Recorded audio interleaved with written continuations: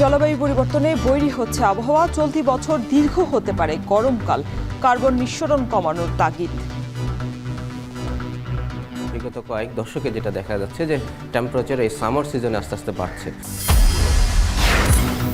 নদীতে ফুল ভাসিয়ে পাহাড়ে বৈশাখী উৎসব, পুরাতন বছরকে বিদায় আর নতুনকে বরণে ঘরে ঘরে বর্ণাঢ্য আয়োজন। সুনামগঞ্জের হাওরে রাতের আধারে মাটি কাটার মহোৎসব। কমছে গোচরণ, বীজতলা এবং কৃষিজমি, নষ্ট হচ্ছে জীববৈচিত্র্য। চীনা পণ্যের আধিপত্য ঠেকাতে ট্রাম্পের শুল্ক যুদ্ধ, অভিযোগ বিশ্লেষকদের। উৎপাদনমুখী বাণিজ্য ব্যবস্থা চালুর চেষ্টা যুক্তরাষ্ট্রের।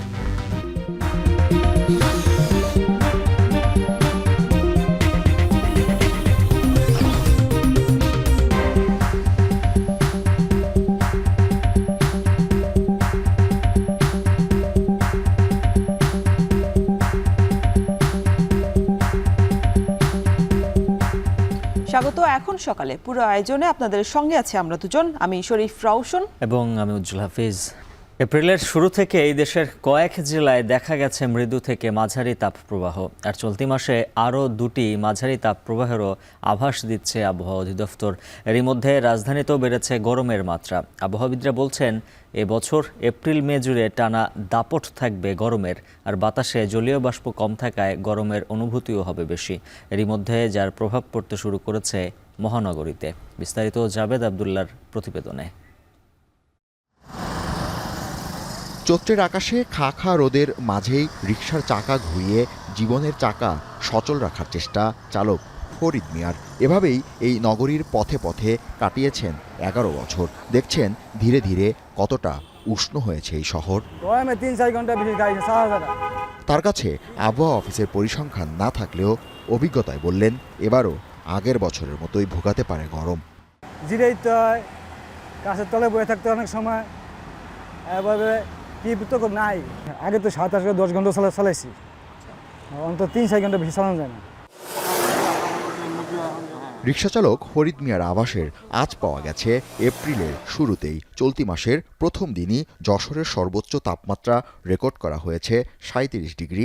একদিন পর রাজশাহীতে পারদ উঠেছে 38-এ। কম যায়নি ঢাকাও। 2রা এপ্রিল তাপমাত্রা ঠেকেছিল 36 ডিগ্রিতে। গাছের বাইরে যখন আমরা হাঁটাচলা করছি তখন একটু গরম লাগছে। আসলে খুবই গরম, ঠিক মতো টিকা যাচ্ছে না। রমজানের সময় যে অবস্থা ছিল এখন এর থেকে আরো বেশি বেড়ে গিয়েছে।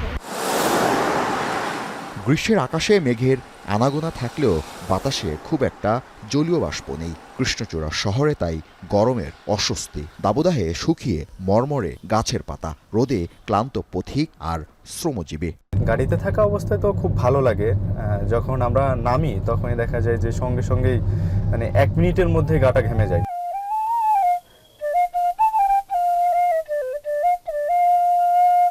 গরমের এই তীব্রতায় অনেকেরই মনে উকি মারছে গত বছরের রেকর্ড তাপমাত্রা। 2024-এর এপ্রিলেই চুয়াডাঙ্গায় 76 বছরের মধ্যে সর্বোচ্চ 43.8 ডিগ্রি সেলসিয়াস তাপমাত্রা দেখেছিল বাংলাদেশ। তাই অনেকেরই প্রশ্ন, এবার কি হবে? যে বরফ গলার কারণে কমে যাওয়া তা ত্বরান্বিত হয়েছে 2024 সালে। সুতরাং গ্লোবাল ওয়ার্মিং এবং তার লোকাল ইফেক্ট বাংলাদেশে পড়েছে। ভীষণ রোদ পড়েছে নগরীতে। কবি সুকুমার রায় একবার গ্রীষ্মকালকে সর্বনেশে বলেছিল। আবহাওয়াবিদরা বলছে এপ্রিল বছরের উষ্ণতম মাস। এই সময়ে গড়ে তাপমাত্রা রেকর্ড করা হয় 33 থেকে 34 ডিগ্রি সেলসিয়াস। এপ্রিল মাসে দেশে অপেক্ষাকৃত কম বৃষ্টিপাতের সম্ভাবনা রয়েছে। এই সময়ে নগরীতে 2টি তীব্র তাপপ্রবাহ বয়ে যেতে পারে। যদি তাই হয় তাহলে ঢাকা ও ঢাকার বাহিরের জেলার জনজীবনে অস্বস্তি বাড়বে। বিষয়গুলো যেগুলোকে আমাদের চিন্তা করা উচিত। ঢাকা বিশ্ববিদ্যালয়ের পরিবেশ বিভাগের এই শিক্ষক জানালেন জলবায়ু পরিবর্তনের ফলে বৈরী হচ্ছে আবহাওয়া। কার্বন নিঃসরণ কমাতে এখনই নানামুখী উদ্যোগ নেওয়ার তাগিদ তার।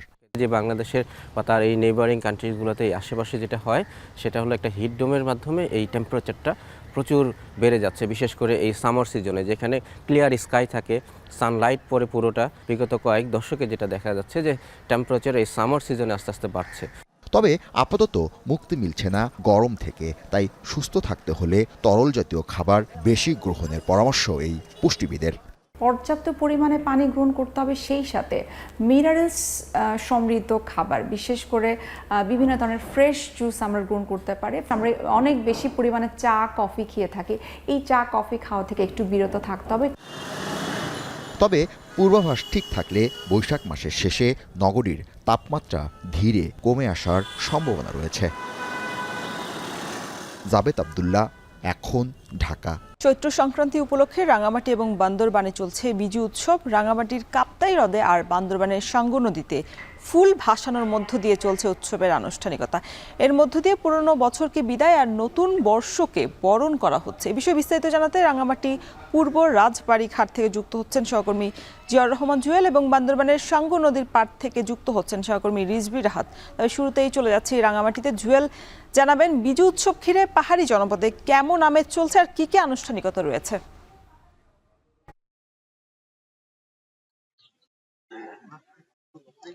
রোশন, আপনি জানেন যে চৈত্র সংক্রান্তির এই সময়টাতে মূলত বর্ষ বরণ এবং পুরোনো বছরকে বিদায় দেওয়ার যে আনুষ্ঠানিকতা শুরু হয়, সেখানে আসলে এইখানকার যে পাহাড়ি জনগোষ্ঠী রয়েছেন তারা নানা নামে, কখনো বিজু, সাংগ্রাই, বৈশুক বিহু, এরকম নানা নামে তারা আসলে একই ধরনের অনুষ্ঠানটি পালন করে থাকেন।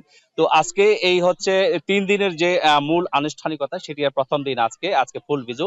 এই ফুল বিজুর মূল উদ্দেশ্য হচ্ছে গঙ্গা দেবীর উদ্দেশ্যে পানিতে ফুল নিবেদন করা। সেখানে মূলত তাদের পুরনো বছর যে দুঃখ, গ্লানি, কষ্ট, হতাশা, ক্ষোভ, এগুলো যেন দূরীভূত হয় এবং নতুন বর্ষর যেন তাদের জন্য অনাবিল সুখ, শান্তি, সমৃদ্ধি বয়ে নিয়ে আসে। মূলত সেই উদ্দেশ্যেই এই ফুলটি নিবেদন করা হয়। আর ফুল নিবেদন করা হয় বলেই মূলত এর নাম হয়েছে ফুল বিজু।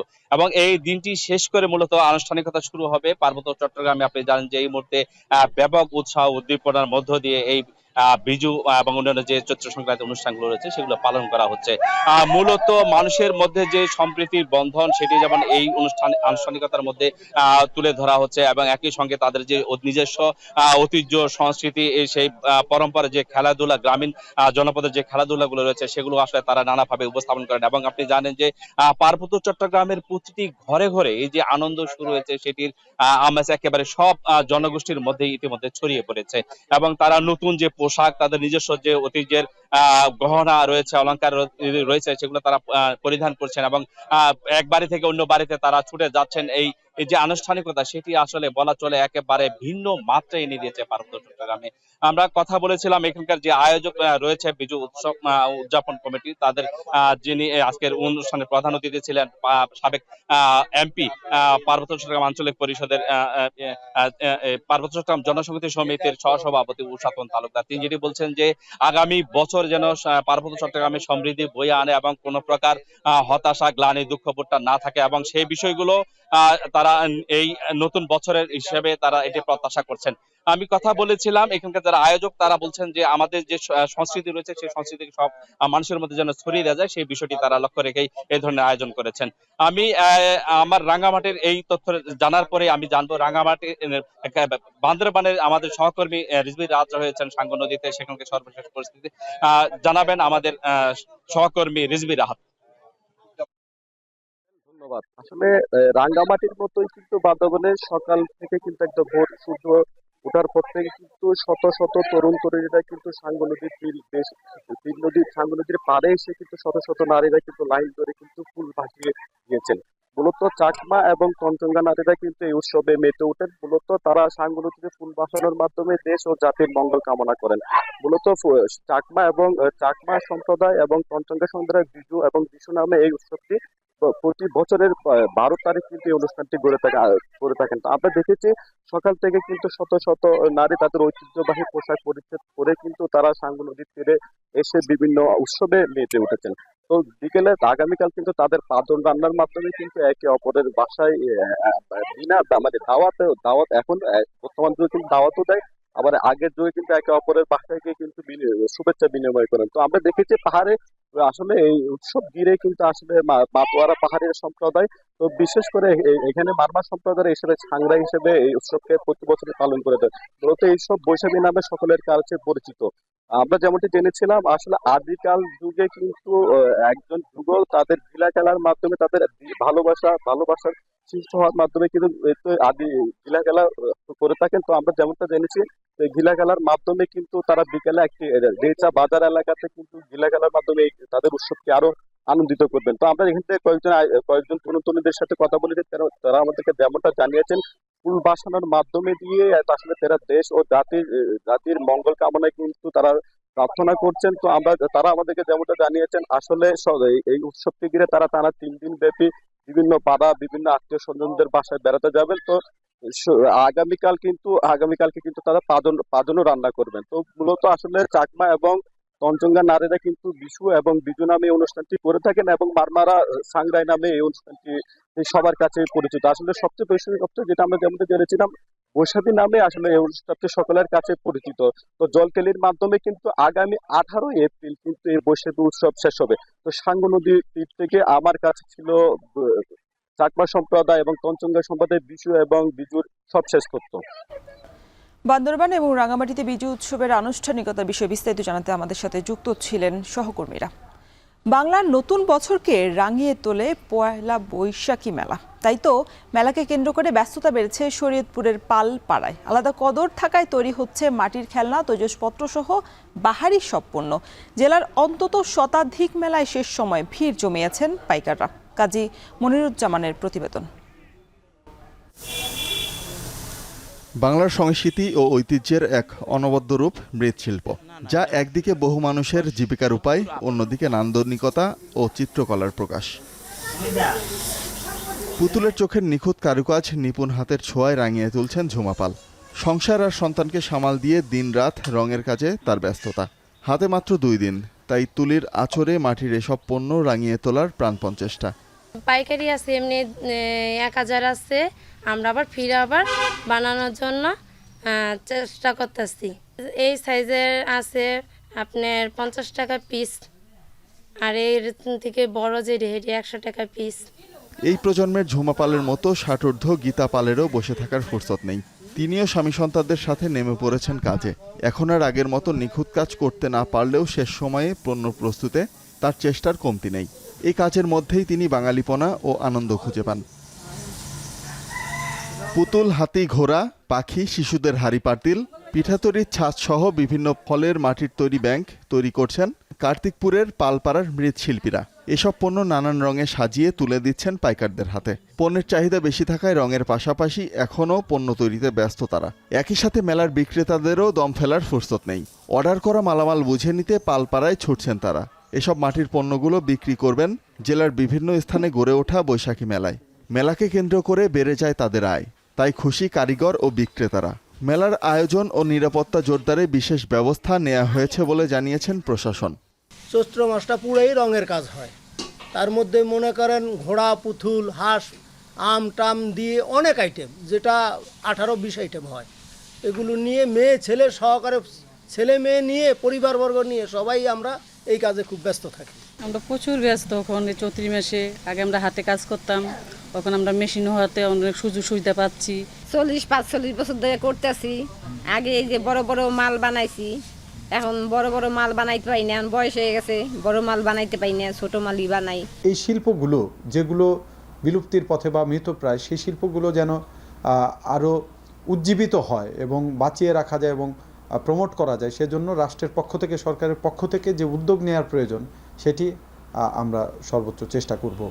বাঙালির নিজস্বতা, সংস্কৃতি ও ঐতিহ্যের অংশ এই মৃৎশিল্পের দৃষ্টিনন্দন কর্মগুলো টিকিয়ে রাখতে যথাযথ কর্তৃপক্ষের সজাগ দৃষ্টি রাখার দাবি শরীয়তপুরের মৃৎশিল্পীদের। এখন শরীয়তপুর। বৈশাখী মেলায় বাংলা লোক সংস্কৃতির অন্যতম অনুষঙ্গ বাঁশি। আর এই বাঁশি তৈরির জন্য সুখ্যাতি কুমিল্লা হোমনার শ্রীমদ্দি গ্রামের। দেশের 3 ভাগের 2 ভাগ চাহিদা পূরণ করছেন এখানকার কারিগররা। বছর জুড়ে এখানকার মানুষের ব্যস্ততা থাকলেও বৈশাখকে ঘিরে দম ফেলার ফুরসত নেই কারিগরদের। শ্রীমদ্দির বাঁশির চাহিদা রয়েছে মধ্যপ্রাচ্য সহ বিশ্বের অর্ধশতাধিক দেশে।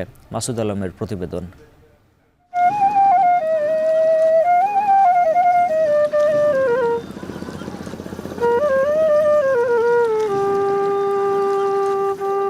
বাঁশির সাথে আবুল কাশেমের সখ্যতা বহুদিনের। 9 বছর বয়স থেকে বাবা মায়ের সাথে বাঁশি তৈরির কাজ শুরু। অবসরে সে বাঁশিতেই আনমনা সুর তুলতেন।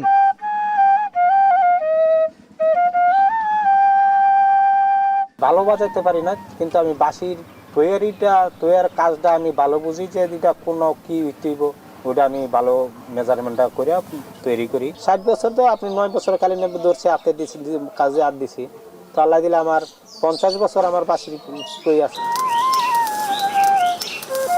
গ্রামীণ এই শিল্পের সঙ্গে জড়িয়ে আছেন কুমিল্লার হোমনার শ্রীমুদ্দি গ্রামের 70টিরও বেশি পরিবার। বছর জুড়ে কর্মব্যস্ততা থাকলেও বৈশাখের আগমনকে ঘিরে দম ফেলার ফুরসত নেই বাঁশির কারিগরদের। তৈরি হচ্ছে মোহন, মুখ আর নাগিন সহ 14 থেকে 15 জাতের বাঁশি।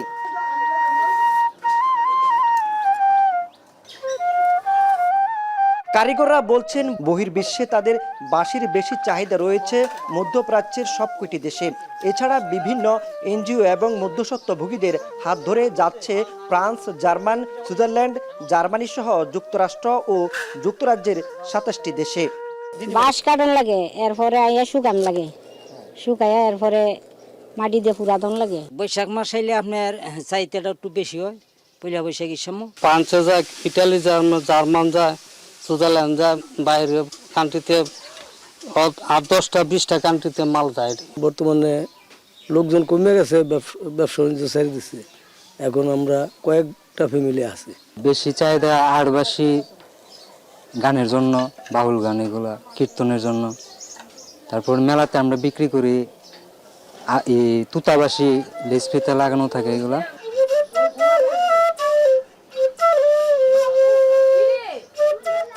বাঁশির গ্রাম নামে পরিচিত শ্রীমুদ্দিতে একসময় অন্তত শতাধিক হিন্দু মুসলিম পরিবার বাঁশি তৈরি করতেন। বর্তমানে বাঁশের মূল্য বৃদ্ধি, পুঁজি সংকট এবং ঋণগ্রস্ত হয়ে শিল্পটি ছেড়েছেন 30টিরও বেশি পরিবার। বাঁশির গুণগত মান বাড়িয়ে রপ্তানি করতে ঋণ সুবিধা সহ সরকারি সহযোগিতা চান কারিগররা। আর ঐতিহ্যের এই শিল্পকে বাঁচিয়ে রাখতে রাষ্ট্রীয় সহযোগিতার আশ্বাস দিয়েছেন জেলা প্রশাসন। বাঁশি তৈরি করার জন্য যে কস্ট থাকে এটা আসলে অনেক ব্যয়বহুল হয়ে যায়। তারপর বিভিন্ন গ্রামে গঞ্জে আসলে বাঁশির ওই রকম মূল্য দেওয়া হয় না। বিভিন্ন মেলা এখন কমে গেছে, যার কারণে আমাদের এটা বিলুপ্তির পথে। বৈশাখ মাসে আসলে আমাদের পাড়াতে প্রায় 50-60টা ফ্যামিলি ছিল। এরা বাঁশি বিক্রি করতো, বাঁশি বানাইতো, সমগ্র বাংলাদেশে বাঁশি যাইতো। কিন্তু এখন আস্তে আস্তে এগুলা চলে যাচ্ছে। বাঁশি শিল্পটিকে টিকিয়ে রাখার স্বার্থে আমরা সামনে তাদেরকে নিয়ে, যারা এই শিল্পের সাথে জড়িত আছে, তাদের সাথে কথা বলে তাদের কি কি সমস্যা এবং সমস্যাগুলো সমাধানের জন্য আমাদের সরকারের পক্ষ থেকে কি কি করণীয় সে বিষয়ে আমরা জেনে তাদেরকে আমরা প্রয়োজন বোধে আমরা সংশ্লিষ্ট দপ্তরের সাথে যোগাযোগ করে আমরা তাদের জন্য প্রয়োজনীয় সাপোর্টের ব্যবস্থা করার জন্য আমরা সর্বোচ্চ চেষ্টা করব। প্রায় 200 বছর ধরে কুমিল্লার শ্রীমুদ্দির বাঁশি দেশের 3 ভাগের 2 ভাগ চাহিদা পূরণ করছে। এখানকার বাঁশি মানে ভালো হলেও দামে তুলনামূলক সস্তা। মাসুদ আলম, এখন, কুমিল্লা। ফুলের রঙে রঙিন যশোরের গদখালি। বিস্তীর্ণ মাঠ জুড়ে দোল খাচ্ছে গোলাপ, গাঁদা, জারবেরা সহ হরেক রকম ফুল। বাংলা নববর্ষ ঘিরে মৌসুমের শেষ দিবসে ফুল চাষে ব্যস্ত সময় পার করছেন এ জেলার ফুল চাষিরা। বৈশাখকে বরণ করতে বাড়তি আকর্ষণ নতুন জাতের ফুল নন্দিনী। রিপন হোসেনের পাঠানো তথ্য এবং এনামুল হকের তোলা ছবিতে দেখুন বিস্তারিত। বছর জুড়ে সারা দেশে যে ফুল বেচা কেনা হয় তার অন্তত 70 ভাগই সরবরাহ হয় যশোর থেকে। ঝিকরগাছার গদখালির পাইকারি বাজারে দিনে অন্তত 15 থেকে 20 লাখ টাকার বিভিন্ন জাতের ফুল বিক্রি হয়। বাংলা নববর্ষ ঘিরে মৌসুমের শেষ দিকে ভালো দাম পাওয়ার আশা ফুল চাষিদের। সবাই আশায় আছে যে পয়লা বৈশাখ উপলক্ষে হয়তো 2-5 টাকা 6 টাকা এরম যদি বাজার যায় তো আমরা বেশ ভালো লাভবান হব। এখন তো শেষ মৌসুম, এর আগে দেখা যাচ্ছে এটা আমরা অনেকটাই লাভবান হয়েছি। আর এই সামনে দেখা যাচ্ছে পয়লা বৈশাখের জন্য এটা বেচা কেনার পরে আশা করি এটা লাভজনক হবে। 30-40 হাজার টাকা খরচ হয়েছে 1 বিঘা ভুঁইতে। আবার ধরেন পয়লা বৈশাখে রয়েছে, পয়লা বৈশাখে ফের যদি কিছু বেচতে পারতে লাভবান হব। গদখালির পানিসারা গ্রামের মিন্টু গাজী মাত্র 2 শতক জমিতে প্রথমবারের মতো চাষ করেছেন নন্দিনী ফুল। তাতে খরচ হয়েছে 2 লাখ টাকা। গরমে এই ফুল বেশি দিন সতেজ থাকে, তাই চাহিদা বেশি। খেতে যে ফুল এসেছে তা 4 থেকে 5 লাখ টাকা বিক্রির আশা তার। এই ফুলটা অনেক লংজিভিটি হয় আর একেবারে আনকমন ফুল। এটা জাপান থেকে আর কি এই বীজটা সংগ্রহ করে 200-250 টাকা করে স্টিক পার স্টিক বিক্রি হচ্ছে।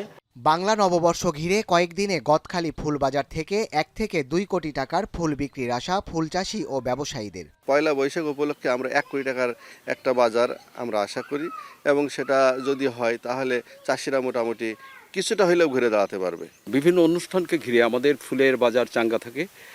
গত যে অনুষ্ঠানগুলো গেছে নানা কারণে আমাদের ফুলের বাজার আসলে ভালো পায়নি এবং কৃষকরা ভালো মূল্যে বিক্রি করতে পারেনি। এবং যদি দেশের রাজনৈতিক পরিস্থিতি ভালো থাকে এবং সামাজিক অনুষ্ঠান করতে পারে তাহলে এই ফুলের রাজ্য থেকে 1 থেকে 2 কোটি টাকার ফুল বিক্রি হতে পারে।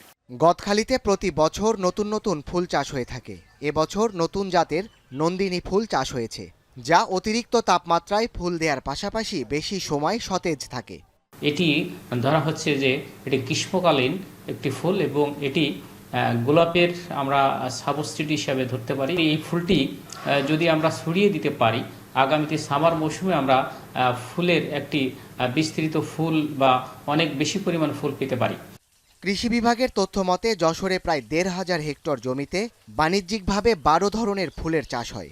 দেশের ফুলের চাহিদার 70% পূরণ করে গদখালির বাজার। এখন যশোর। সুনামগঞ্জের হাওড় থেকে রাতের আধারে দীর্ঘদিন ধরেই চলছে অবাধে মাটি কাটার মহা উৎসব।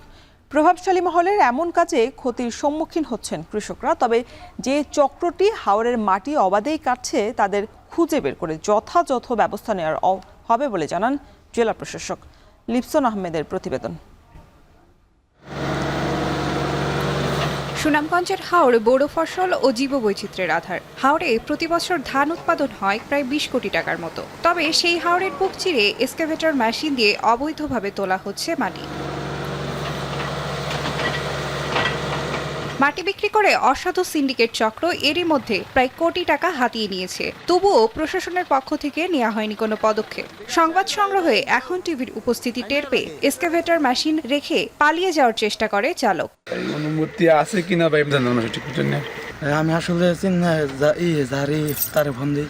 হ্যালো মামা, ওই যে সাংবাদিক আইছে বুঝছেন কি, এরা আইছে এই যে গাড়ির বগালে গাড়িতেই মাটি খান নামে যার হইতে পারতাম না। দিনের রাস্তা ওখানে তারা আছে বাদ সব ওখানে গেলে তারা ভাই। জেলার 15টি হাওরে অবাধে মাটি কাটাই কমে যাচ্ছে গোচারণ, বীজতলা ও কৃষি জমি। চলতি বছর হাওরের কৃষকেরা ধান কেটে যথাযথ সময়ে ঘরে তুলতে পারবে কিনা তা নিয়ে রয়েছেন দুশ্চিন্তায়। মাটি কাটার তারা মাটি কাটাইতে আমরা অসুবিধা, ওর গরু বাছুর বার করতে আমরা অসুবিধা, আমরা চলাফেরা করতে অসুবিধা, এরপরে আমরা ক্ষেতের ধান আনতে আমরা অসুবিধা। রাস্তাঘাটের থাকেন না স্যার, এরপরে গরু বাছুরও ফালতাম না, কিছুদিন পরে ধান ফানও নিতে পারতাম না। অ্যাক্সিডেন্ট হওয়ার পরে এগুলা বন্ধ হয়ে গেছে, পরে এখন আবার মাটি কাটা হইতাছে, আবার দিনও কাটে আবার রাইতেও কাটে। মনে করে কান্দা থাকলে আমরা গরু বাছুর এবং মানুষ চলার খুব বেশি সুবিধা হইল না, মনে তো আমরা সারই অসুবিধা। ভূমি অপরাধ প্রতিকার ও প্রতিরোধ আইনের আওতায় যারা হাওরের মাটি কাটার সাথে জড়িত তাদের আইনের আওতায় নিয়ে আসা হবে বলে জানিয়েছেন জেলা প্রশাসক। আমাদের এসিল্যান্ড ইউনিয়নের বলছি যে আমাদের নতুন একটা আইন হয়েছে, ভূমি অপরাধ প্রতিকার ও প্রতিরোধ আইন, যে আইনে এই অবৈধভাবে টপসয়েল কাটা খুব বড় ধরনের একটা অপরাধ, সেই আইনের আওতায় এনে যথাযোগ্য শাস্তির ব্যবস্থা করা। সুনামগঞ্জের 137টি হাওরে বছরে প্রায় 4.5 কোটি টাকার ধান উৎপাদন হয়। এখন সুনামগঞ্জ। পটুয়াখালীতে প্রতি বছর বাড়ছে সূর্যমুখীর চাষ। আবহাওয়া অনুকূলে থাকায় চলতি মৌসুমে ফলন ভালো হওয়ার প্রত্যাশা চাষিদের। ক্ষেত জুড়ে ব্যস্ত সময় পার করছেন তারা। কৃষি বিভাগ বলছে বাণিজ্যিকভাবে চাষ বাড়াতে চাষিদের দেয়া হচ্ছে পরামর্শ। জসিম পারভেজের প্রতিবেদনে থাকছে বিস্তারিত। পটুয়াখালীর সমুদ্র উপকূলীয় এলাকার দোআঁশ মাটিতে চাষ করা হয়েছে সূর্যমুখী। হলুদ রঙের দৃষ্টিনন্দন ফুলে সেজে উঠেছে বিস্তীর্ণ মাঠ। পরিচর্যায় ব্যস্ত সময় পার করছেন কৃষকরা। উৎপাদন ভালো হওয়ার প্রত্যাশা তাদের। গতবারের থেকে আমার কাছে এবার মোটামুটি ভালো, খুব বেশি ভালো কিনা জানি না, কিন্তু গত বছরের থেকে আমার কাছে বেটার। 4 বিঘা জমিতে এই হাইসেন 33 এইটা আমি দিছি তাদের সাথে পরামর্শ করে এখন আমার ফসল খুব ভালো। সবাই আগ্রহী হচ্ছে যে আমাকে এবার ফুল অনেক ভালো হয়েছে, মানে দেখে সবাই আরো মানে আগ্রহ যে আমরাও সামনের বছর আমরাও দিব। আমাকে জমিতে 10 থেকে 12,000 টাকা খরচ হয়েছে, আমরা এখন 50 থেকে 60,000 টাকা পাবো। চলতি বছর জেলার 2,335 হেক্টর জমিতে সূর্যমুখী ফুলের চাষ করেন চাষিরা। উৎপাদন বাড়াতে প্রতি বছর সরকারি ও বেসরকারি বিভিন্ন সংস্থা চাষিদের পরামর্শ ও প্রণোদনা দিচ্ছে। সূর্যমুখীর বীজটা ভাঙানোর জন্য, ছাড়ানোর জন্য মেশিন এবং সেচের জন্য আমাদের সোলারের পাম্প ব্যবস্থা, তাছাড়াও আমরা হাতে কলমে কিভাবে কোন সময় সেচ দিতে হবে, কিভাবে গাছটা লাগাইতে হবে, কিভাবে পরিচর্যা করতে হবে, এই সমস্ত দিছি। এই 2,335 হেক্টর জমিতে গড় ফলন হিসেবে আমাদের প্রায় 4,600 মেট্রিক টন আমাদের বীজ উৎপাদিত হবে। এবার জেলায় 4,670 টন সূর্যমুখীর বীজ উৎপাদন হবে বলে জানিয়েছে জেলা কৃষি অধিদপ্তর, যার আনুমানিক বাজার মূল্য অন্তত 40 কোটি টাকা। এখন পটুয়াখালী। এবার আন্তর্জাতিক। পশ্চিমা বিশ্বে চীনা পণ্যের একচেটিয়া আধিপত্য ঠেকাতে এই শুল্ক যুদ্ধ জারি রেখেছেন মার্কিন প্রেসিডেন্ট ডোনাল্ড ট্রাম্প।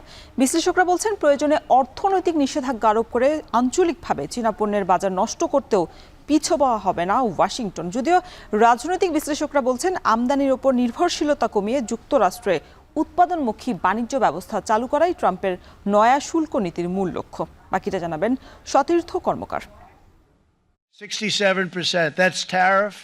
এপ্রিলের শুরুতে বিশ্বব্যাপী আমদানি পণ্যে সর্বনিম্ন 10% থেকে সর্বোচ্চ 49% পর্যন্ত শুল্ক আরোপ করে বাণিজ্য যুদ্ধের সূচনা করেন মার্কিন প্রেসিডেন্ট ডোনাল্ড ট্রাম্প। পুঁজিবাজারে ধস নামায় আগামী 3 মাসের জন্য সম্পূরক শুল্ক আরোপ পিছিয়ে দিলেও বৈরিতা জিয়ে রেখেছেন চীনের সঙ্গে।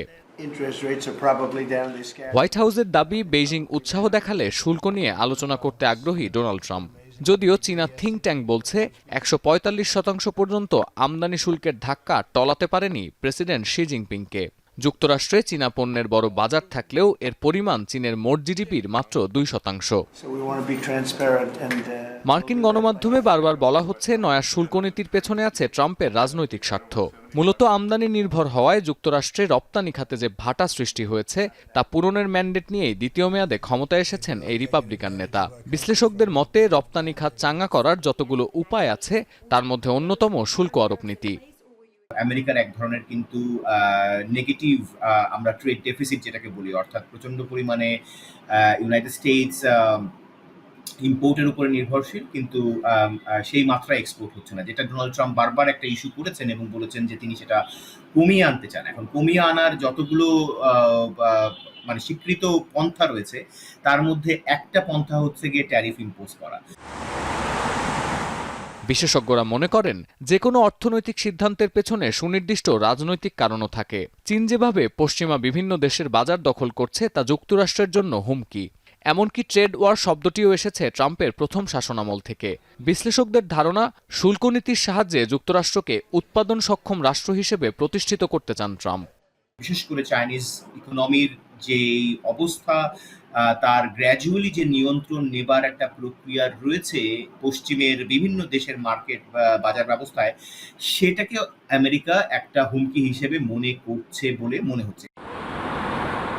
বিশ্লেষকরা আরও বলছেন, দুই দেশের মধ্যে সমঝোতা না হলেও বড় কোনো সংকটে পড়বে না চীন, কারণ যুক্তরাষ্ট্রের বাজারে বিকল্প পাওয়া গেলে ওয়াশিংটনের তোয়াক্কা করবে না বেইজিং।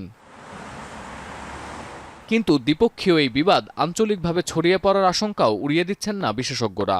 অর্থাৎ যেসব দেশ চীনা পণ্য আমদানি করে তাদের উপর যুক্তরাষ্ট্র যদি অতিরিক্ত শুল্ক বা বাণিজ্যিক নিষেধাজ্ঞা আরোপের সিদ্ধান্ত নেয় তা অবশ্যই বিশ্ব অর্থনীতিকে প্রভাবিত করবে। চাইনিজ প্রোডাক্ট যারা অন্যরা কিনছে তাদের উপরে এক ধরনের স্যাংশন, যে চাইনিজ প্রোডাক্ট অন্য যে জায়গাগুলোতে যাচ্ছে তাদের উপরে অতিরিক্ত ট্যারিফ যদি বসায় ইউনাইটেড স্টেটস, এটা তখন একটা রিজিওনাল ইমপ্লিকেশন, গ্লোবাল ইমপ্লিকেশনের দিকে যাবে। আন্তর্জাতিক সম্পর্ক বিশ্লেষকরা মনে করেন, অন্যতম দুই পরাশক্তি বিবাদে জড়ালে তার খেসারত দিতে হবে গোটা বিশ্বকে। এমনকি তাদের আশঙ্কা, এতে করে অকার্যকর হয়ে পড়তে পারে জাতিসংঘ বা নিরাপত্তা পরিষদের মতো সংগঠনও। সতীর্থ কর্মকার, এখন বিশ্ব। এবার মরুভূমির দেশে চলবে বৈদ্যুতিক গাড়ি নির্মাতা প্রতিষ্ঠান টেসলার গাড়ি। সৌদি আরবের সঙ্গে চুক্তি স্বাক্ষর করেছেন টেসলার কর্ণধার ইলন মাস্ক। জ্বালানি তেলের সাম্রাজ্য এখন বৈদ্যুতিক গাড়ির দেশে পরিণত হতে মরিয়া হয়ে উঠেছে। আরও জানাচ্ছেন ঈশিতা ব্রহ্ম। স্ক্রিনে দেখা যাচ্ছে টেসলা সাইবার ট্রাক আর মডেল ওয়াই সেডানের পরিবর্তিত ডিজাইনের একটি সংস্করণ। সৌদির এক ক্রেতা গাড়ির ভেতরে বসে দেখে নিচ্ছেন গাড়ি চালানোর পুরো বিষয়বস্তু। টেসলার সাইনবোর্ডের পাশেই রয়েছে পাম গাছগুলো। পাশেই ভিডিও স্ক্রিনে দেখানো হচ্ছে ছুটে চলেছে টেসলার গাড়ি, মরুভূমি আর পাম গাছকে পেছনে ফেলে। সবকিছুই জানান দিচ্ছে টেসলা এসেছে মরুভূমির দেশে। সারা বিশ্বেই নতুন ক্রেতা প্রয়োজন টেসলার। সারা বিশ্বে 13% কমেছে এই প্রতিষ্ঠানের গাড়ি বিক্রি গেল 3 বছরের মধ্যে, যা সর্বনিম্ন। ট্রাম্প প্রশাসনে ইলন মাস্কের বিতর্কিত কার্যক্রম প্রতিযোগিতার কারণে কিছুটা পিছিয়ে পড়েছে টেসলা। এর মধ্যে বিশ্বব্যাপী ট্রাম্পের শুল্ক যুদ্ধ নিয়েও কিছুটা চিন্তায় গ্রাহকরা। I don't see the USA's politics as something that will impact us here. It doesn't affect us, and they have the right to do whatever they want. But for us, we care about what affects us in the Middle East region. টেসলায় বড় বিনিয়োগকারীদের একটি Saudi আরব। যুক্তরাষ্ট্রের সরকারি পর্যায়ে বড় পদে থাকায় রিয়াদের সঙ্গে সম্পর্ক জোরদার হয়েছে ইলন মাস্কের। প্রথম বিদেশ যাত্রা হিসেবে কয়েক সপ্তাহের মধ্যেই সৌদি আরব সফরে যেতে পারেন ডোনাল্ড ট্রাম্প। টেসলা কর্তৃপক্ষ বলছে অনলাইনে অর্ডার করে কেনা যাবে টেসলার গাড়ি। শপিং মলে রাখা হবে টেসলা স্টোর, থাকবে চার্জিং স্টেশন আর service centre. Yes, I was definitely very excited to see him on stage and just be able to see my icon, but unfortunately he didn't come. But I have faith. He's gonna come eventually. যদিও Saudi আরবের জন্য বৈদ্যুতিক গাড়ি বাজারজাত করে দেশটির মানুষকে অভ্যস্ত করতে এখনও অনেক দূর যেতে হবে। সৌদি আরবের প্রধান পূর্ব পশ্চিম সড়কগুলোতে 900 কিলোমিটার জুড়ে কোনো চার্জিং স্টেশন নেই। এই রাস্তা ধর্মীয় গুরুত্বপূর্ণ শহর ও রাজধানী রিয়াদ এবং মক্কার সঙ্গে যোগাযোগের জন্য গুরুত্বপূর্ণ। 2024 সালের তথ্য অনুযায়ী সৌদি আরবে 101টি ইভি চার্জিং স্টেশন রয়েছে। সংযুক্ত আরব আমিরাতে রয়েছে 261টি। আপাতত 3টি শহরে চার্জিং স্টেশন স্থাপনের পরিকল্পনা করছে টেসলা। ঈশিতা ব্রহ্ম, এখন বিশ্ব। ইউক্রেনকে নতুন করে প্রায় $2,400 কোটি মূল্যের সামরিক সহায়তার প্রতিশ্রুতি দিয়েছে যুক্তরাজ্য এবং ইউরোপের মিত্ররা। রাশিয়ার পক্ষ থেকে যুদ্ধবিরতির পথে হাঁটার কোনো লক্ষণ না দেখায় কিয়েভকে শক্তিশালী করতে নতুন করে সহায়তার হাত বাড়ালো তারা। যুক্তরাজ্য জার্মানির চেষ্টায় ব্রাসেলসে হওয়া রুদ্ধদ্বার বৈঠক শেষে আসে এমন সিদ্ধান্ত। তৌহিদুর রহমান জানাচ্ছেন বিস্তারিত। যুদ্ধবিরতি নিয়ে দৌড়ঝাঁপ শুরু হলেও রাশিয়া ইউক্রেন যুদ্ধ বন্ধের কোনো আভাস মিলছে না। বরং মার্কিন সামরিক সহায়তা বন্ধে রুশ বাহিনীকে মোকাবিলায় রীতিমতো হিমশিম খাচ্ছে ইউক্রেনীয় বাহিনী। প্রতিদিনের হামলা পাল্টা হামলায় বাড়ছে ক্ষয়ক্ষতি ও হতাহতের সংখ্যা। এই অবস্থায় ইউক্রেনকে শক্তিশালী করতে শুক্রবার ব্রাসেলসের ন্যাটো সদর দপ্তরে জরুরি বৈঠকের আয়োজন করে যুক্তরাজ্য ও জার্মানি। রুদ্ধদ্বার বৈঠকে অংশ নেন ইউক্রেনের প্রতিরক্ষা যোগাযোগ গ্রুপ ইউডিসির প্রতি প্রতিশ্রুতিবদ্ধ প্রায় 50টি দেশের প্রতিনিধিরা। মস্কোর বিরুদ্ধে কিয়েভকে শক্তিশালী করতে প্রায় $2,400 কোটি মূল্যের সামরিক সহায়তার প্রতিশ্রুতি দেয় মিত্র দেশগুলো। এর মধ্যে 58 কোটি মার্কিন ডলার মূল্যের নতুন সামরিক সহায়তার প্রতিশ্রুতি দিয়েছে যুক্তরাজ্য। Through the UDCG, total over 21 billion euros. A record boost in military funding for Ukraine, and we're also surging that support to the frontline fight. মোট সহায়তার মধ্যে 2029 সাল পর্যন্ত ইউক্রেনকে $1,250 কোটি বিমান প্রতিরক্ষা ব্যবস্থা এবং অন্যান্য সামরিক সরঞ্জাম সরবরাহের প্রতিশ্রুতি দিয়েছে জার্মানি। নতুন এই সামরিক সহায়তার তালিকায় রয়েছে আইরিস-T বিমান প্রতিরক্ষা ব্যবস্থা সহ অত্যাধুনিক tank leopard 1A5। Da ist zunächst der immer wieder wichtiger werdende Bereich der Luftverteidigung. Wir reden hier zunächst über 4 weitere IRIS-T-Systeme plus die 300 Lenkflugkörper. Wir reden über 120 Manpads. যুদ্ধবিরতির ব্যাপারে রাশিয়ার পক্ষ থেকে কোনো ইতিবাচক লক্ষণ না দেখায় মস্কোর উপর চাপ সৃষ্টি করতেই এসব পদক্ষেপ নেওয়া হয়েছে বলে জানান ইউরোপীয় ইউনিয়নের পররাষ্ট্রনীতি বিষয়ক প্রধান কাজা callous. Ukraine agreed to unconditional ceasefire, and we haven't seen any positive signs on the Russian side. So we really need to put the pressure on Russia. Russia is ramping up. মিত্ররা সহায়তার হাত বাড়িয়ে দেয় ধন্যবাদ জানিয়েছেন ইউক্রেনের প্রতিরক্ষা মন্ত্রী Rustem Umerov. We're thankful for the coalition capabilities that has been presented today to the lead nations, to the contributing nations, and it is one of the largest assistance that we are getting. এর আগে এ ধরনের বৈঠক মার্কিন প্রতিরক্ষা মন্ত্রীর নেতৃত্বে হলেও এবার হয়েছে যুক্তরাজ্য ও জার্মানির প্রতিরক্ষা মন্ত্রীর নেতৃত্বে। তৌহিদুর রহমান, এখন বিশ্ব। দেশ থেকে দেশ, এক মহাদেশ ছাড়িয়ে আরেক মহাদেশের পর আটলান্টিকের গভীরতা। বসন্তে চেরির সৌন্দর্যের কোনো সীমা মানে না। চীন থেকে জাপান, যুক্তরাষ্ট্র থেকে জার্মানি, মনোমুগ্ধকর চেরি ফুল ঋতুরাজ বসন্তকে রাঙিয়ে তুলেছে সব দেশে। বিস্তারিত জানাচ্ছেন নুসরাত কামাল।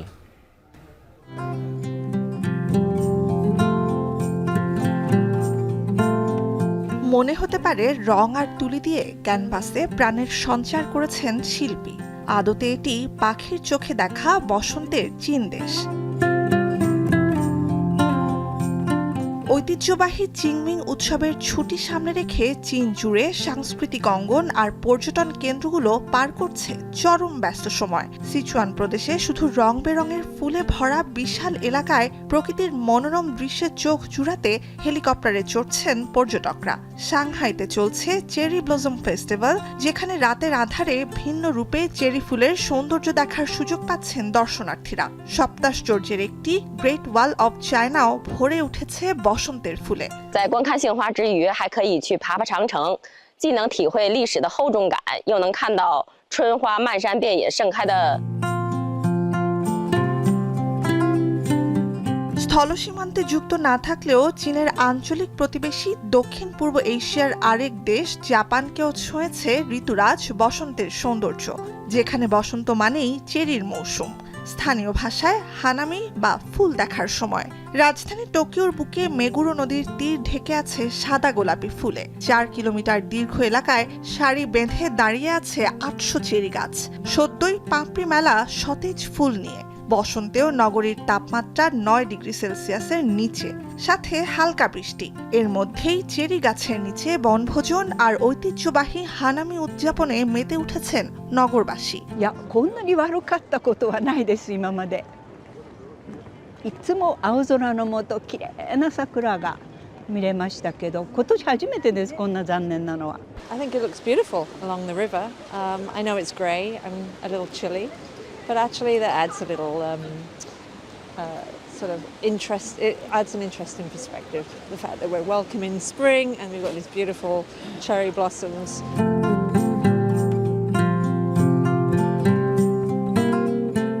এশিয়া থেকে ইউরোপ মহাদেশ ছাড়িয়েছে চেরির সৌন্দর্য। জার্মানির বন শহরে 300 চেরি গাছ রূপ বদলে দিয়েছে ওল্ড টাউনের। 1986 সালে শহরটিতে প্রথম চেরি গাছ রোপণ করা হয়। সময়ের সাথে প্রতি বসন্তে গোলাপি ফুলের সাগরে পরিণত হয় বিশাল এলাকা। নগরীর বাসন্তী রূপের সাক্ষী হতে 2 সপ্তাহের এ মৌসুমে দূর দূরান্ত থেকে বনে ছুটে যান লাখ লাখ দর্শনার্থী। Ich komme aus Bauernheim und bin das erste Mal hier, obwohl ich nicht weit von hier weg wohne, wo ich diese Blüte in voller Pracht erlebe. Und ich finde das so was von toll. এরপর Atlantic পেরিয়ে সুদূর যুক্তরাষ্ট্র, সেখানেও চেরির হাতছানি। I didn't know that other people knew about the tree. I knew about Stumpy just from coming here for so long, but I didn't know it had a name until, last year when they were getting rid of it. So that was kind of funny.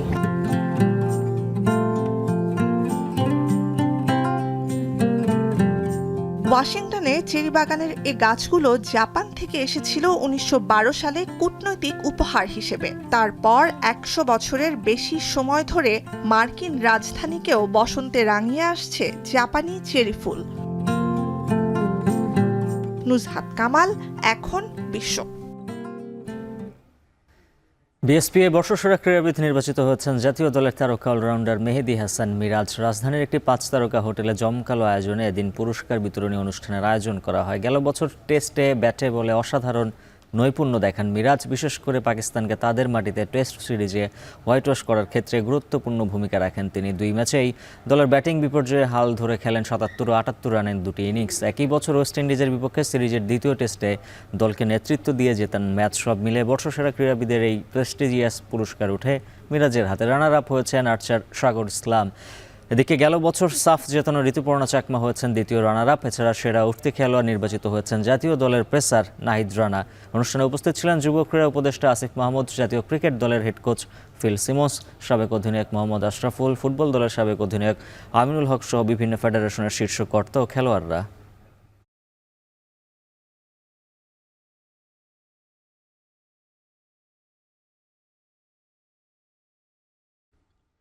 দেশের ফুটবলে সংকট কাটাতে প্রবাসী footballer এনে লাভ নেই, বরং তৃণমূল ফুটবলে নজর দিতে হবে, এমনটাই জানিয়েছেন জাতীয় দলের সাবেক অধিনায়ক আমিনুল হক। এদিকে বিগত সরকারের আমলে ফ্যাসিবাদের পক্ষ নেয় ক্রিকেটার সাকিব আল হাসানের বিচার করা হবে বলেও জানিয়েছেন এই ফুটবলার। ফুটবলে হয়তোবা বিদেশি খেলোয়াড়, আমাদের বাংলাদেশি বংশোদ্ভূত অনেকেই বিদেশ থেকে বাংলাদেশের হয়ে খেলার আগ্রহ প্রকাশ করছেন বা সেটার একটা পাইপলাইন তৈরি হয়েছে, বাট সেটা তো একটা সাময়িক সমস্যার সমাধান হবে। কিন্তু ইন দ্য লং রান বাংলাদেশের ফুটবলকে যদি আপনি একটি ভিত্তি মানে সুসংগঠিত ভিত্তির জায়গায় নিয়ে যেতে চান, তাহলে আমাদের গ্রাসরুট লেভেল থেকে অনেক ফুটবলার তৈরি করতে হবে, আমাদের স্কুল ফুটবল তৈরি করতে হবে, আমাদের প্রত্যেকটা জেলা পর্যায়ে খেলা নিশ্চিত করতে হবে, লিগ তৈরি করতে হবে। সাকিব আল হাসান বাংলাদেশের গত 17 বছরের যে স্বৈরাচার সরকারের 300 আসনের একজন এমপি ছিলেন। তিনি তার নিজের সুবিধা নেওয়ার জন্য জাতির সাথে তিনি প্রতারণা করে তিনি এই অবৈধ সংসদে একজন সংসদ সদস্য হয়েছে। এই ধরনের একজন খেলোয়াড়কে বাংলাদেশের মাটিতে নিয়ে আসবে কি আসবে না সেটা রাষ্ট্রীয় সিদ্ধান্ত, সেটার ভিতরে আমার না। বাট আমার কোশ্চেন হচ্ছে, যারা গত 17 বছর স্বৈরাচারের সাথে ছিল তাদের বিচার অবশ্যই বাংলাদেশের মাটিতে হবে ইনশাআল্লাহ। শেষ করবো এখন সকাল। তার আগে শিরোনামগুলো জানিয়ে দিচ্ছি আরও একবার। জলবায়ু পরিবর্তনে বৈরী হচ্ছে আবহাওয়া, চলতি বছর দীর্ঘ হতে পারে গরমকাল, কার্বন নিঃসরণ কমানোর তাগিদ। বিগত কয়েক দশকে যেটা দেখা যাচ্ছে যে টেম্পারেচার এই সামার সিজনে আস্তে আস্তে বাড়ছে।